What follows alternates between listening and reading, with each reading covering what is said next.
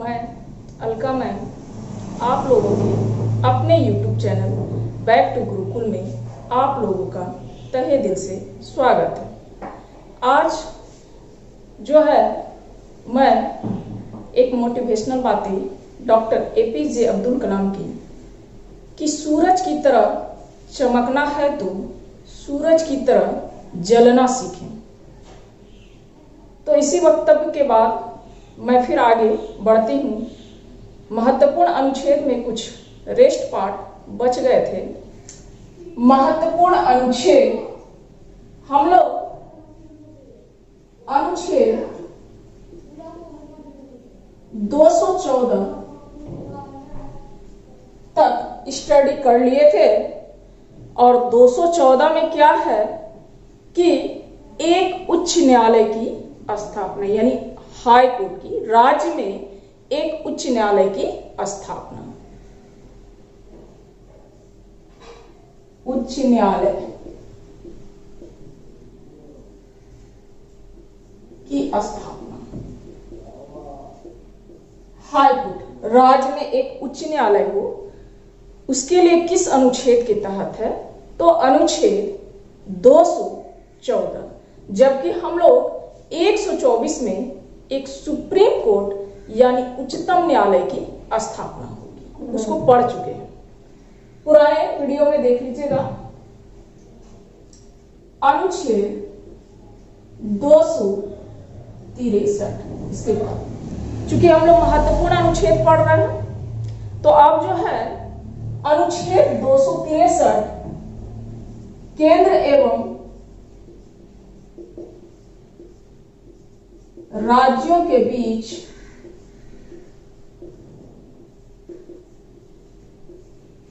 विवादों का निपटारा, यानी जब केंद्र और राज्य के बीच विवाद हो जाता है उसका समाधान किस अनुच्छेद के तहत है? तो अनुच्छेद 263। आगे चलिए, अनुच्छेद 280। अनुच्छेद 280 में क्या है? एक वित्त आयोग की स्थापना, यानी वित्त आयोग की स्थापना। ये बहुत जो है इंपॉर्टेंट है, बहुत बार एग्जाम में पूछा है। वित्त आयोग, फाइनेंशियल मिनिस्टर, जिसकी जो है नियुक्ति राष्ट्रपति करते हैं, और एक जो है वित्त आयोग की स्थापना जो है किस अनुच्छेद के तहत है? तो अनुच्छेद 280। अब आइए हम लोग आगे देखते हैं अनुच्छेद 300A। इस अनुच्छेद में क्या है कि राज्य किसी भी व्यक्ति को उसकी संपत्ति से वंचित नहीं कर सकता है। राज्य किसी भी व्यक्ति को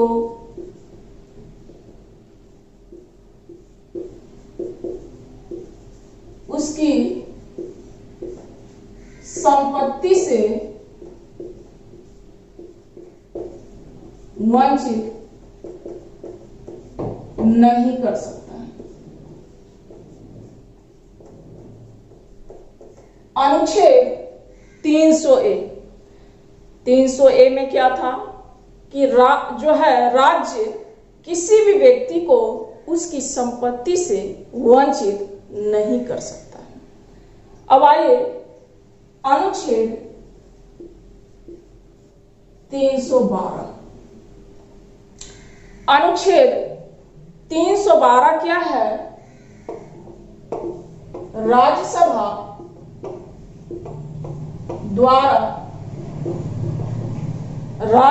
द्वारा नई अखिल भारतीय सेवाओं का सृजन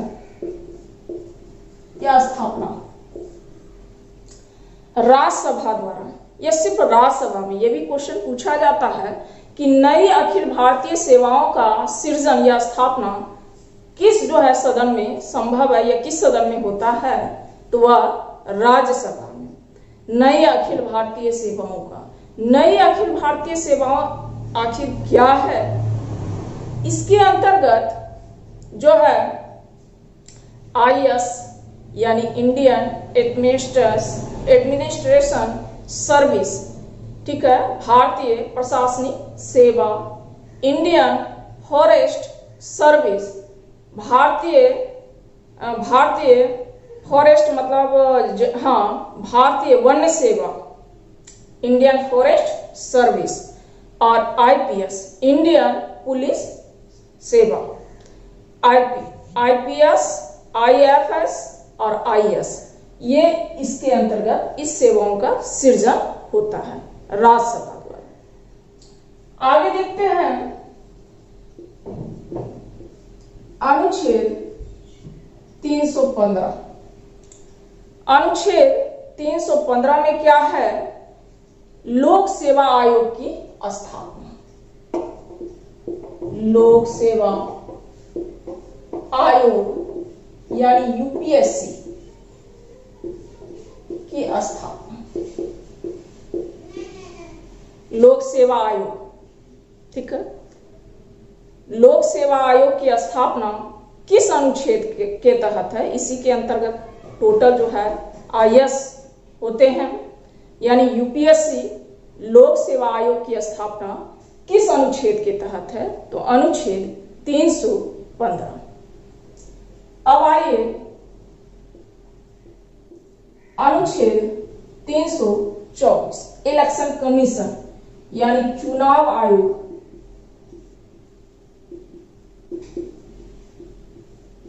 की स्थापना। चुनाव आयोग की स्थापना किस अनुच्छेद के तहत है? तो अनुच्छेद 324 इलेक्शन कमीशन। अब हम लोग आगे देखते हैं अनुच्छेद 330। अनुच्छेद 330 ये भी बहुत इंपॉर्टेंट है। ये अनुसूचित जाति एवं अनुसूचित जनजाति का लोकसभा में आरक्षण। अनुसूचित जाति यानी ST/SC का लोकसभा में जो है आरक्षण किस जो है अनुच्छेद के तहत है? तो अनुच्छेद 330 के तहत। अनुच्छेद 331 आंग्ल भारतीय समुदाय द्वारा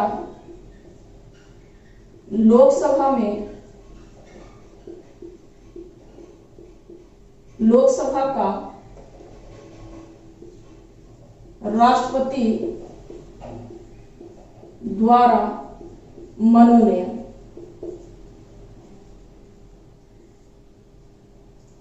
यानी जो है ये आंग्ल भारतीय समुदाय ये क्या है? यानी कि जब आजादी के समय जो है वैसे जो है भारतीय जिसके पिता जो है विदेशी थे उसकी संतान भारत में रह गए, तो उसे राष्ट्रपति द्वारा जो है मनोनीत लोकसभा में 2 मनोनीत किया जाता है और राज्यसभा में जो है 12 मनोनीत किया जाता है। वह किस अनुच्छेद के तहत है? तो वह 331 के तहत है। आंग्ल भारतीय समुदाय यानी कि एंग्लो इंडियन उसको कहा जाता है जो विदेशों के उसके माता पिता होने चाहिए, ठीक है। कुछ जो है 1947 के समय बहुत सारे अंग्रेज के संतान जो है यहाँ रह गए थे, यानी जो है वह नागरिक भारत के हो, उसके माता पिता जो है विदेशी। अनुच्छेद 332 यानी अनुसूचित जाति एवं अनुसूचित जनजाति का विधानसभा में आरक्षण, यानी कि एसटी एससी का जो है विधानसभा राज्य जो है राज्य में होते हैं, एमएलए कहा जाता है, मेंबर ऑफ लेजिस्लेटिव असेंबली। ठीक है, तो ये जो है अनुसूचित जाति व जनजाति का जो है विधानसभा में आरक्षण जो है वह किस अनुच्छेद के तहत है? तो अनुच्छेद 332 के तहत है। आगे देखते हैं हम लोग अनुच्छेद 343 राजभाषा देवनागरी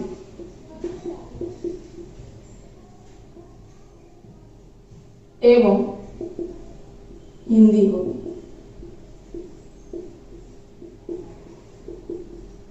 यानी राजभाषा जो है हिंदी को जो है लिया गया राजभाषा के रूप में। ठीक है, तो वह किस अनुच्छेद के तहत है? तो अनुच्छेद 343।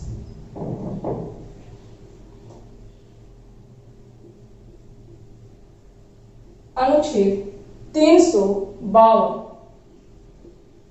राष्ट्रीय आपातकाल। यह राष्ट्रीय आपातकाल क्या है? बाह्य आक्रमण, युद्ध या सैन्य विद्रोह।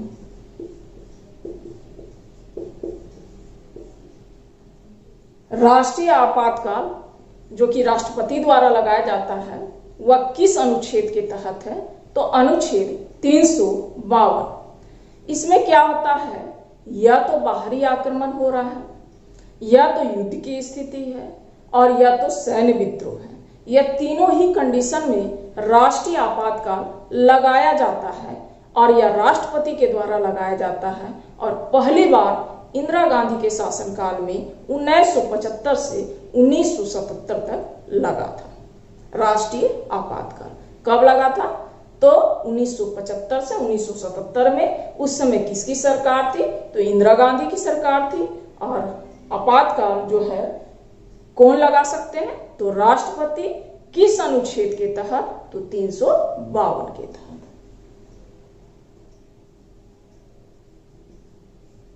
अनुच्छेद 356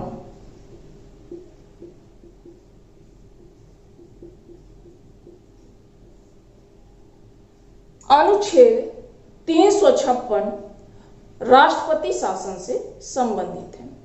अब यह राष्ट्रपति शासन क्या है?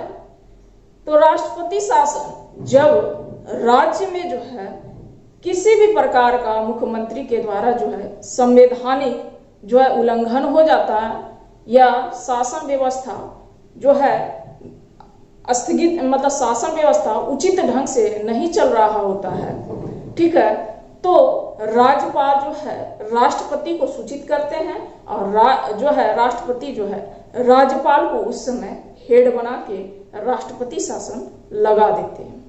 उस समय जो है राष्ट्रपति शासन में किसी भी राज्य के जो है राज्यपाल जो है प्रधान होते हैं, यानी सारी शक्ति राज्यपाल में चली जाती है और जो है उस राज्य में राष्ट्रपति शासन लग जाता है। और राष्ट्रपति शासन सबसे पहले 1951 ईस्वी में पंजाब में लगा था।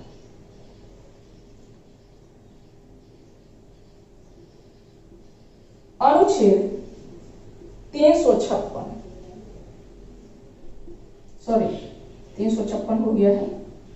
360 द्वितीय आपातकाल।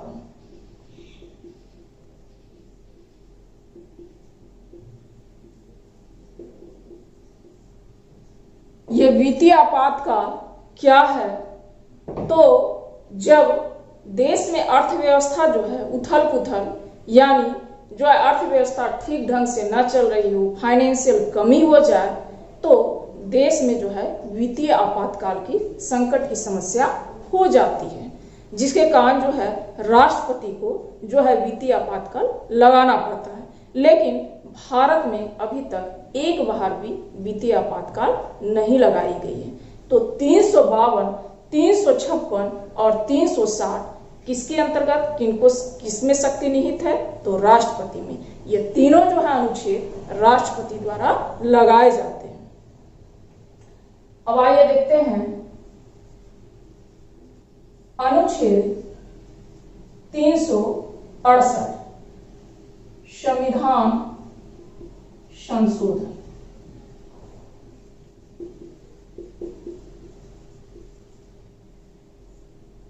संविधान संशोधन यह किस अनुच्छेद के तहत है? तो यह जो है 368 के तहत है। और यह किस देश से हम लोग जो है लिए हैं? तो दक्षिण अफ्रीका से। यह संविधान संशोधन जो हुआ था प्रारंभ, प्रथम 1951 में जो है प्रारंभ हुआ था संविधान संशोधन। यह संविधान संशोधन है क्या? अनुच्छेद, अनुसूची और जो है भाग, ठीक है, और संविधान संशोधन। संविधान संशोधन है कि जब जो है जैसे जैसे जो है वर्तमान समय का दौर आता है, कुछ ऐसा जो है उस समय व्यवस्था जो है हो जाती है, ऐसी जो है उस समय जो है कुछ नए जो है विचारों पर, नए चीज पर जो है कुछ कानून बनाना होता है। तो ये संशोधन के द्वारा जो कि संसद में पास होता है, चाहे लोकसभा और राज्यसभा में, राष्ट्रपति द्वारा उस पर मुहर लगाया जाता है। लोकसभा में भी उतने बहुमत के द्वारा और राज्यसभा में भी उतने बहुमत के द्वारा जब पास हो जाता है, तब राष्ट्रपति के द्वारा मुहर लगा दिया जाता है।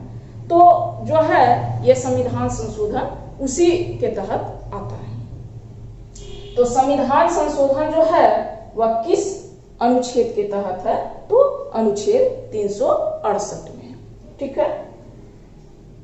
संशोधन करके कानून बनाना, ये चाहे लोकसभा में चाहे राज्यसभा में, मतलब लोकसभा और राज्यसभा दोनों पारित करती है और वह जो है राष्ट्रपति उन पर मुहर लगाते हैं। आइए देखते हैं अनुच्छेद 370।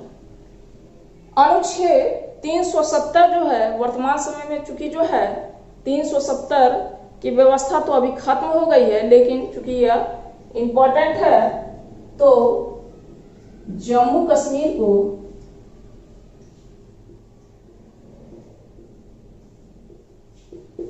विशेष राज्य का दर्जा, यानी जिस समय जो है आज नहीं, आज से 2 साल पहले कि जम्मू कश्मीर को जो है 19 के पहले कि जम्मू कश्मीर को विशेष राज्य का दर्जा दिया जाता था। वहां पर राष्ट्रपति किसी भी प्रकार का हस्तक्षेप नहीं कर सकते थे, वहां का मुख्यमंत्री ही जो है वह जो है संचालन करते थे। इसे राष्ट्र जो है जम्मू कश्मीर को विशेष राज्य का दर्जा दिया गया था, ठीक है। तो वह किस अनुच्छेद के अंतर्गत आते हैं? तो अनुच्छेद 370 के तहत आते हैं। अब इसमें देखते हैं पद, शपथ और त्याग पत्र, कुछ इंपॉर्टेंट है। पहला, राष्ट्रपति।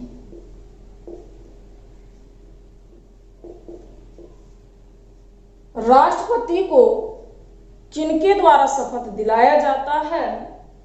तो सर्वोच्च न्यायालय के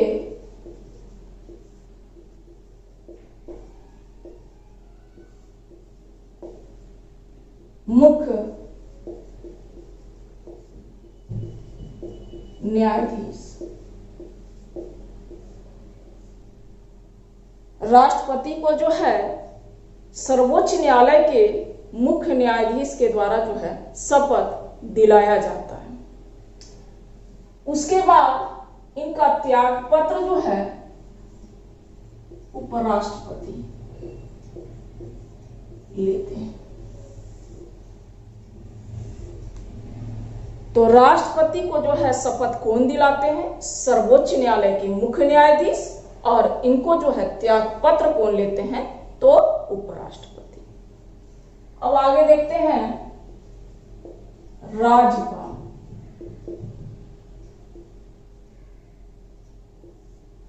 राज्यपाल, ठीक है। राज्यपाल को जो है राज्य के उच्च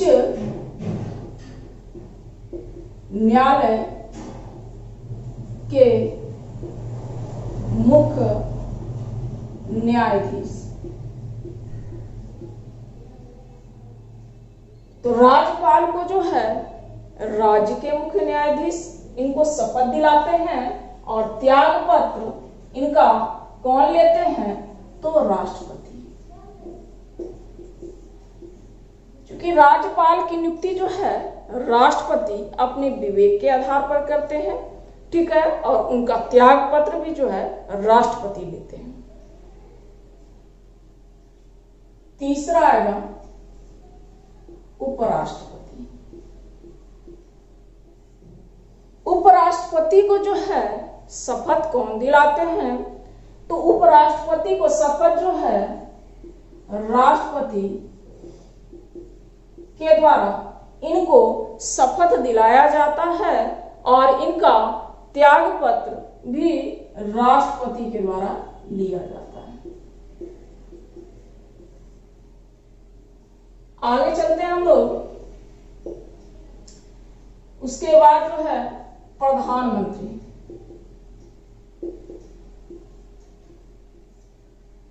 प्रधानमंत्री की भी नियुक्ति राष्ट्रपति करते हैं।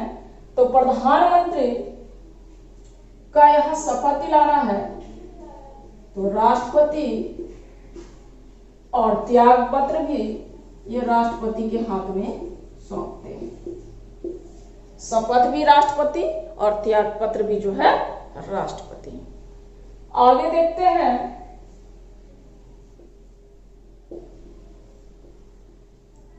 उच्चतम न्यायालय के मुख्य न्यायाधीश। उच्चतम न्यायालय के मुख्य न्यायाधीश या सर्वोच्च न्यायालय के मुख्य न्यायाधीश या सुप्रीम कोर्ट जो कि दिल्ली में है, इनका जो है शपथ जो है वह भी राष्ट्रपति के द्वारा और त्याग पत्र भी राष्ट्रपति के द्वारा। और छठा नंबर में लोकसभा अध्यक्ष। लोकसभा अध्यक्ष के जो है कोई भी शपथ नहीं होता है। ये क्वेश्चन पूछा जाता है कि किनका जो है शपथ नहीं होता है, तो कोई शपथ नहीं होता है। लोकसभा अध्यक्ष के जो है यानी स्पीकर के जो है शपथ जो है नहीं होता है। और जो है इनका त्याग पत्र अध्यक्ष है तो उपाध्यक्ष, अध्यक्ष है तो उपाध्यक्ष। तो इस तरह से जो है ये भी एग्जाम में बहुत एग्जाम में पूछा जाता है। तो राष्ट्रपति पहला नंबर पर है। शपथ उनको कौन दिलाते हैं? तो सर्वोच्च न्यायालय के मुख्य न्यायाधीश। और जो है त्याग पत्र कौन लेते हैं? तो उपराष्ट्रपति। अब आगे देखते हैं कि राज्यपाल। तो राज्यपाल है राज्य में तो उनको शपथ होता है राज्य के उच्च न्यायालय के मुख्य न्यायाधीश और त्याग पत्र राष्ट्रपति, क्योंकि राज्यपाल की नियुक्ति राष्ट्रपति करते हैं। उपराष्ट्रपति इसकी भी नियुक्ति जो है राष्ट्रपति के द्वारा ही की जाती है और जो है शपथ जो है राष्ट्रपति और त्याग पत्र भी राष्ट्रपति। प्रधानमंत्री की नियुक्ति जो है राष्ट्रपति करते हैं, नियुक्ति भी करते हैं, और शपथ कौन दिलाते हैं? तो राष्ट्रपति, और त्याग पत्र भी राष्ट्रपति। उच्चतम न्यायालय के मुख्य न्यायाधीश की नियुक्ति कौन करते हैं? तो राष्ट्रपति। यानी कि 90% जो है नियुक्ति की बात जो है राष्ट्रपति करते हैं। तो उच्चतम न्यायालय के मुख्य न्यायाधीश या सर्वोच्च न्यायालय के मुख्य न्यायाधीश या सुप्रीम कोर्ट की जो है शपथ जो है वह राष्ट्रपति के द्वारा, और त्याग पत्र भी राष्ट्रपति के द्वारा। लोकसभा अध्यक्ष जिनका कोई शपथ नहीं होता है, चूंकि अध्यक्ष है तो वह किनको त्याग पत्र देंगे? तो वह उपाध्यक्ष को अपना त्याग पत्र देंगे। तो इस तरह से जो है सारे महत्वपूर्ण अनुच्छेद हो गए। ठीक है, थैंक यू, जय हिंद।